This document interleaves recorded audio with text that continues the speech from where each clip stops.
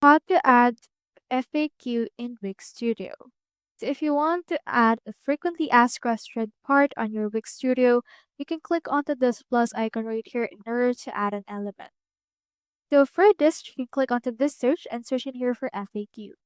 They have several. For this case, they have FAQ, which is the app. They also have Wix FAQ right there. So you can click onto this, and then it will open your app market directly into your actual Wix editor. So from in there, click onto this add to site option. It's open in here this part. So once it's been opened, make sure to agree to install it. Just wait for this to be successfully installed altogether. It will add in here and prefer the layout according to your liking.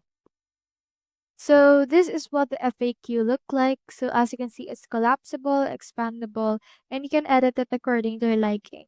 Just click onto the Spanish FAQs and then make sure to input with your questions as well as the answers for those questions altogether. So it will open the dashboards part onto your Wix Studio in order to actually manage it right around here.